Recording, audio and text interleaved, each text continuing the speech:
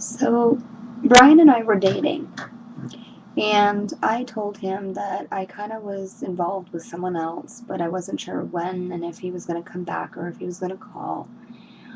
He did actually call, and I called the number that I had for him, which was a cell phone number, and a girl picked up, and I needed to get some harsh reaction.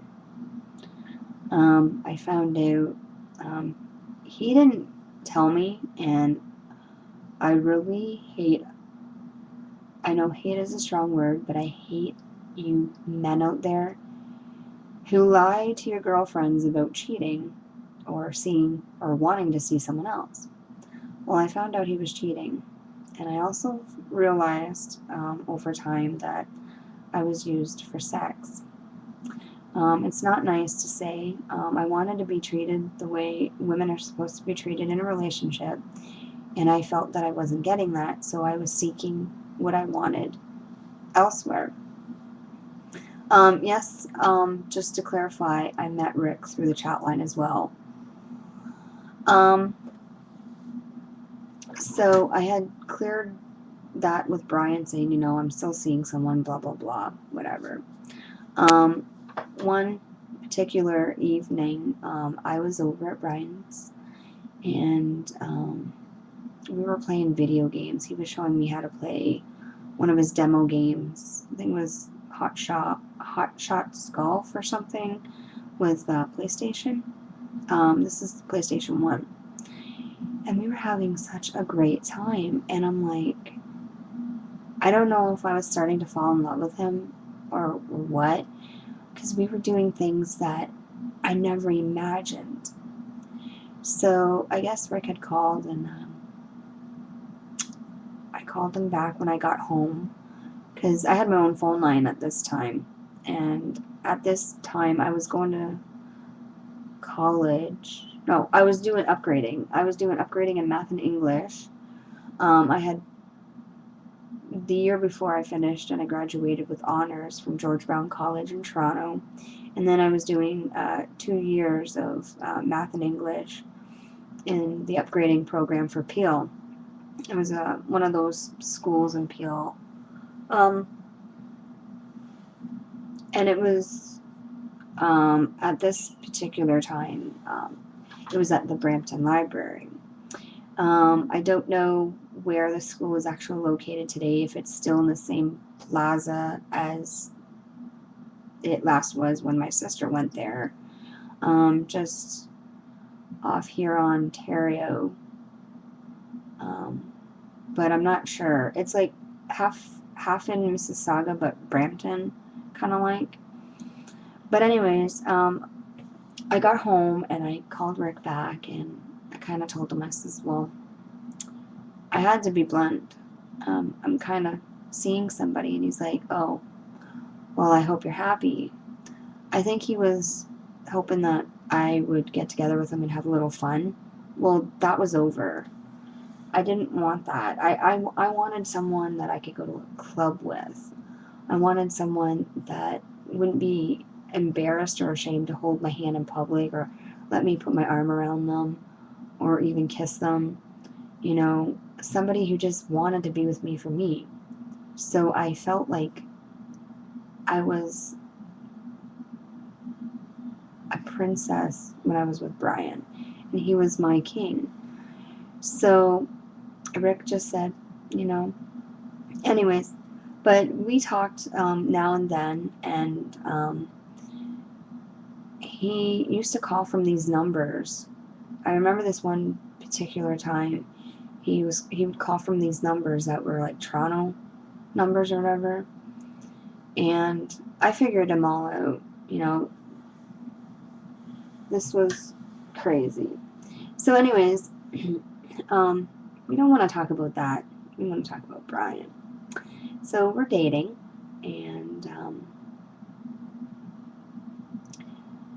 his roommates felt that it was time for him to move out, and they wanted a change. they didn't quite say that they wanted to help her brother, but they ended up, like, her brother was down and was having some problems and needed a place to stay, and he wanted to look for work. So they let her brother stay with them, and they had asked Brian to move out. Now this time, you know me, I was freaking out, didn't know what to think. So I asked my parents, and my parents said sure, they could. They said he could rent out the room for $500 a month. So that's what he did. He moved into my parents. And I remember one particular day we were sitting on the couch, and I had talked to Rick and all this stuff, and I'd say certain things to him, and he used to say, well, I have this and I have that, and he was trying to act like he was better than me. And then Brian made me realize that, hello, Jen, he's not in the States. He's calling from Toronto local numbers. Because I don't know if you guys have it out there, but there's numbers you can call long distance to make it free, and you're not even being really charged or something.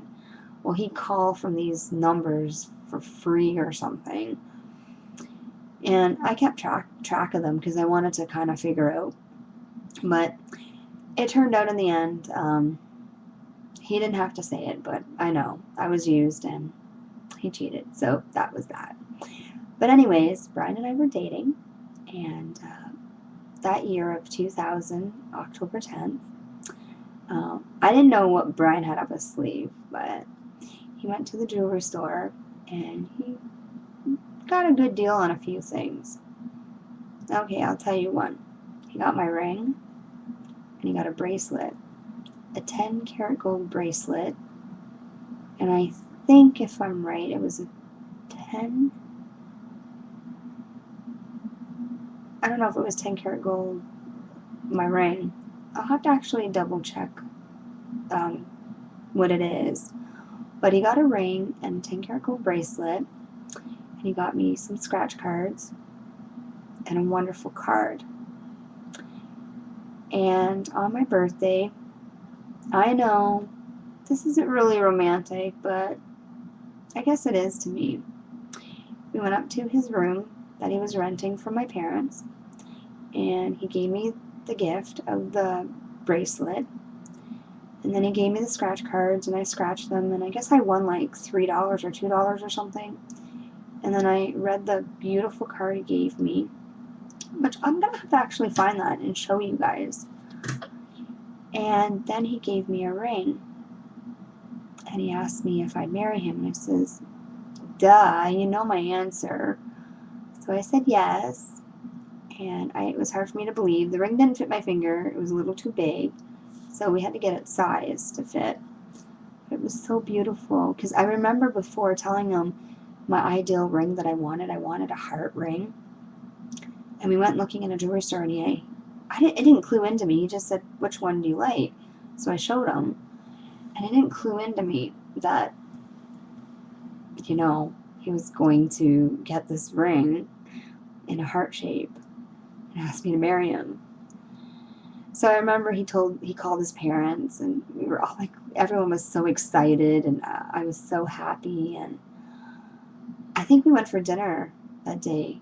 I kind of can't remember because, like, it was 2000, October 10th in 2000.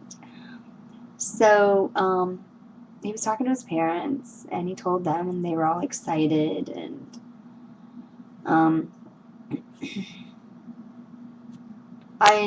going back to when we were dating and meeting his parents for the first time, I was nervous, and I wasn't sure if they were going to like me or not. But make the long story short, I fit in perfect with the family, and it's been 8 wonderful years, and we're married still today, and we have a wonderful, beautiful little girl and a beautiful apartment. So I'm so thankful I found Brian, and there's our story. Hope you enjoy. Take care. Bye.